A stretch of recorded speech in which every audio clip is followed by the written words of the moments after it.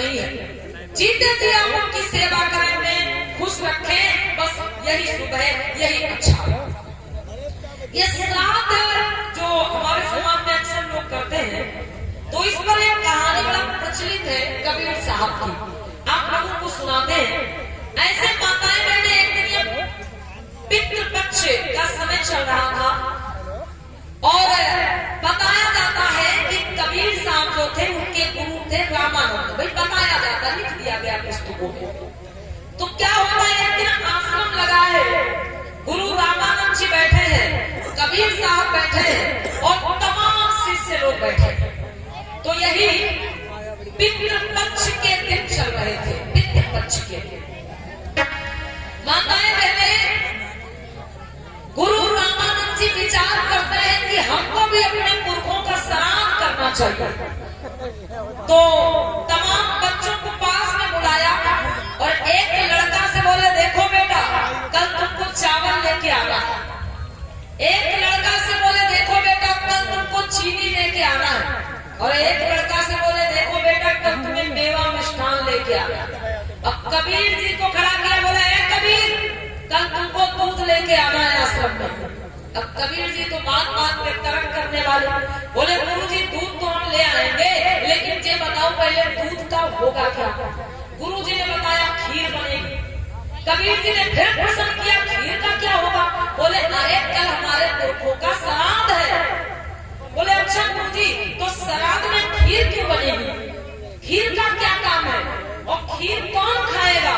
तो रामानंद जी बोले, अरे बेटा श्राद्ध में जो भोजन बनता है, जो खीर बनती है, वो हमारे मरे हुए पुरखे आके खाते हैं। बोले हमारे मरे हुए पुरखे आके खाएंगे।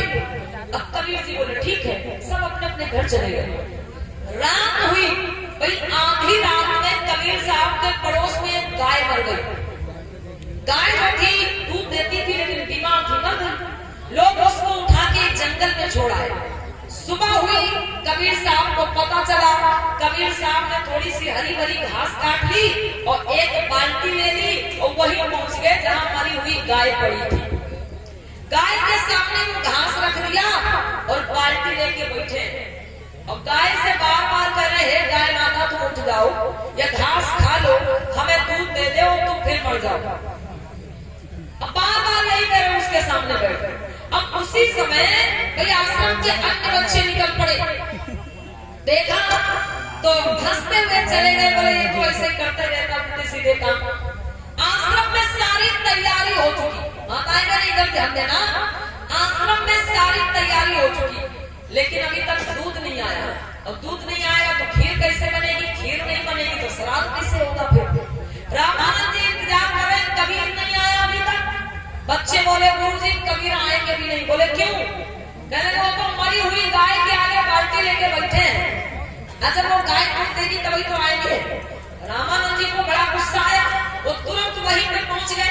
कबीर जी को फटकार लगाई, बोले है कबीर ये क्या कर रहे हो, यहाँ क्यों बैठे हो, ये गाय मर गई है और मरी हुई गाय के सामने तुम बैठे क्या कर रहे हो। कबीर जी बोले गुरु जी आपने कहा था कि तुम्हें दूध लेके आना है, तो उसी की व्यवस्था में लगे। रामानंद जी बोले हाँ दूध तो लेके आना है, लेकिन तुम यहाँ क्यों बैठे हो, ये गाय मर गई है। कबीर साहब बोले देखो गुरु जी, हम इस गाय से बस इतना कह रहे कि हे गाय माता तुम उठ जाओ, ये घास खा लो, हमें दूध दे दो, तुम फिर मर जाओ। बोली ये कैसी बात हुई, ये गाय मर गई है और मरी हुई गाय ना तो घास खाएगी ना तो दूध देगी। कबीर जी बोले गुरु जी गाय मर तो गई है, लेकिन ये हमें ताजी ताजी मरी है। बोले गाय मर तो गई लेकिन ये ताजी ताजी मरी है। तो रामानंद जी बोले मूर्ख हो, अरे ताजी मरी हो चाहे बासी मरी मर तो गई है। कबीर जी बोले नहीं गुरु जी, ये गाय भी 4-5 घंटा पहले मरी है। रामानंद जी बोले 4-5 घंटा पहले मरी हो चाहे आधा घंटा पहले मरी हो, मर तो गई है। बोले ना गुरु जी, ये गाय जो है ना ये घास खाएगी और दूध देगी। रामानंद जी गुस्से में आके बोले ना तो ये गाय घास खाएगी ना तो ये दूध देगी, तुम चाहे जिंदगी में बैठे रहो क्योंकि ये मर गई है। तो कबीर जी को भी गुस्सा है। कबीर जी भी उठ के खड़े बोले अच्छा गुरु जी, इस गाय का शरीर हमारे सामने पड़ा है, इस गाय का शरीर हमारे सामने पड़ा, जो गाय अभी 2-4 घंटा पहले मरी है, जिसका शरीर हमारे सामने पड़ा है, वो घास नहीं खा सकता। और तुम्हारे पुरखा पता नहीं कितने बरस पहले मरे हुए, उनकी हड्डियों का भी अता पता नहीं है, वो आके खीर खा लेंगे।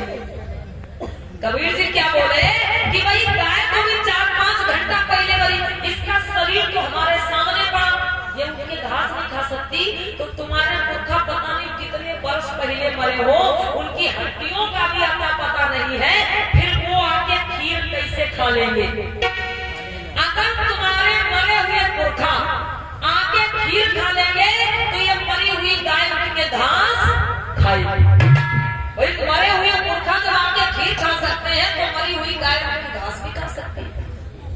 और या तो आप मानो कि जो मर गया वो कुछ भी इस धरती पर खाने पीने के लिए नहीं आता, या तो आप इस बात को स्वीकार करो। अब रामानंद जी सोचते रहे, कुछ देर तक सोचते रहे और फिर अंत में उनको अपनी हार माननी पड़ी।